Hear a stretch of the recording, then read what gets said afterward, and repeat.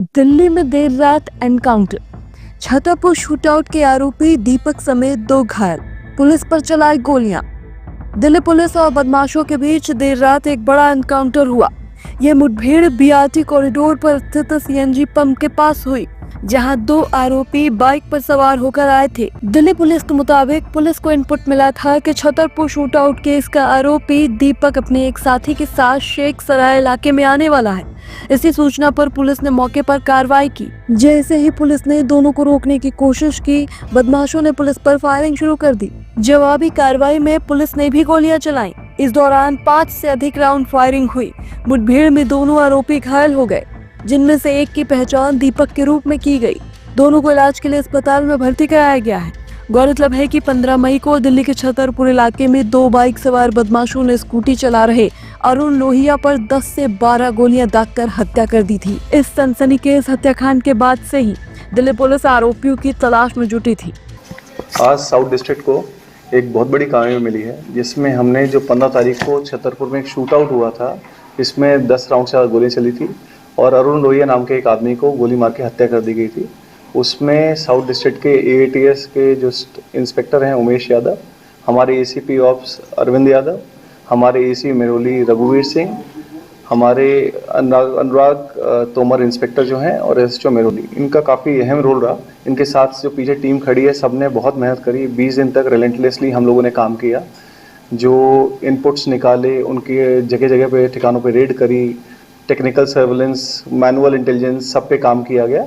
उससे हमें आज जाके एक रात को कामयाबी मिली। रात को देर रात हमें एक इनपुट आया कि जो हमारे इस मामले के 3 अक्यूज हैं, मेन अक्यूज जो 3 लोग हैं, अजय, दीपक और योगेश, ये लोग हमारे अंबेडकर नगर थाने के एरिया में एंटर करने वाले हैं। तो हमने रात को ट्रैप लगाया।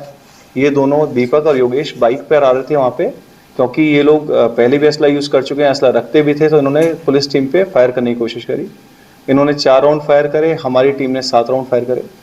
ओवरऑल जब हमने एक्सचेंज ऑफ फायर हुआ, उसके बाद देखा गया कि इनके दोनों लोगों के लेग पे इंजरी है। हमने तुरंत इन्हें हॉस्पिटल पहुंचाया और हमारी टीम ने वहाँ पे तुरंत कार्रवाई करते हुए पूरी अपनी तफ्तीश टेकअप करी, केस रजिस्टर किया। अभी इसके अलावा हमें एक और बड़ी कामयाबी जो मिली, तीसरा साथी जो इनका अजय था, उसको भी इंटेलिजेंस बेसिस पे हमने अरेस्ट किया है।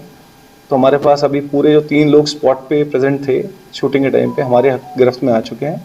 इनसे हमें एक 9mm पिस्टल, टोटल जो रिकवरी है हमारे पास, एक 9mm पिस्टल है जिसमें 5 लाइव राउंड्स और एक एम्प्टी कार्ट्रिज है, एक 0.25mm 5 एम्प्टी राउंड और 4 लाइव कार्ट्रिज, और एक 0.32 बोर का देसी वेपन, ये भी रिकवर हुआ है हमको साथ में इनसे। इनके प्रीवियस इन्वॉल्वमेंट भी थे सबके, प्रोफाइल में बता देता हूँ सबके। जो दीपक है, जिसका पहले झगड़ा चल रहा था, ये सारा जब पूछताछ करी गई तो मालूम चला पहले झगड़ा इनका लास्ट ईयर आपस में हुआ था। दीपक, अरुण, एक साइड थे अरुण और उसके साथी, दूसरी साइड थे दीपक, योगेश और अजय। दीपक, योगेश, अजय को इसने, अरुण जो हमारा डिसीज्ड है, इनकी मारपीट हुई थी तो उस पर 307 का पर्चा दिया गया था, उसमें उन सबको अरेस्ट भी किया गया था। जब इनकी कोर्ट में गवाही चल रही थी तो प्रेशर इन पे ये था, दीपक और योगेश पे, कि तुम अपना जो है हॉस्टाइल हो जाओ। जब वो चीज़ वर्कआउट नहीं की, इनका कॉम्प्रोमाइज़ भी हुआ, बट वो चीज़ फाइनली वर्कआउट नहीं हुई।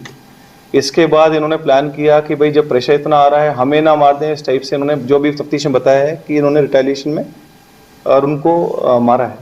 बाकी हम तफ्तीश कर रहे हैं, आगे देखते हैं किस किस का रोल निकलता है। इसमें एक चीज़ खास जो हम बताना चाहेंगे कि जो हार्बरर्स हैं, जिनको उनको शरण दी क्रिमिनल्स को, उनको भी हम आगे उन पर लीगल कार्रवाई करेंगे। तो इन तीनों की प्रोफाइल क्या है सर?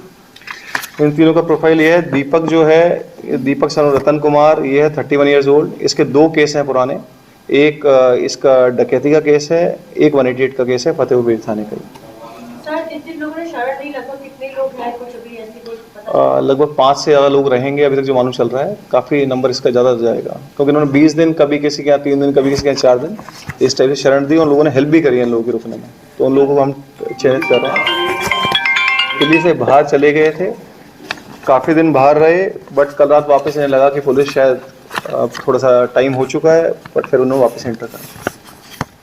इसके अलावा योगेश जो है, उसके ऊपर 4 इन्वॉल्वमेंट है, एक 323, 300, एक हर्ट का केस है, एक रेप का केस है, एक रॉबरी का और एक अटेम्प्ट टू मर्डर का केस है इस पे योगेश पे।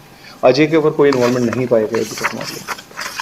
सर इस मामले के अंदर कोई जमीनी विवाद को लेकर भी बात सामने आई? इनिशियली जो इनका झगड़ा हुआ है जिस पे लास्ट ईयर केस रजिस्टर हुआ था उससे मालूम चला कि कोई कूड़े खत्ते के मैनेजमेंट को लेकर विवाद था और साथ साथ जमीनी विवाद भी चल रहा था इन लोगों का आपस में। ये सब इनिशियली पार्टनर्स थे, उसके बाद फिर इनमें कुछ खटास हुई कि पार्टीशन कैसे उसको डिवाइड कैसे करेंगे जो उनका प्लॉट को, उसको लेकर इनमें आपस में गहमा गहमी हुई और फाइनली इसको दीपक ने और पार्टी ने मिलकर इन पर अटेम्प्ट किया, उस पर attempt to murder case sir register. जो लड़के अभी गिरफ्तार करे हैं क्या उनका किसी गैंग के साथ ताल्लुकात है या कोई गठजोड़ है किसी? अभी ये वाला पार्ट अंडर इन्वेस्टिगेशन है, तो कि अभी रिसेंटली अरेस्ट डाली है, फर्दर तफ्तीश करेंगे इस इसमें। पूरे मामले के अंदर सर कहीं पर रवि गंगवार का कोई कनेक्शन सामने आ रहा है?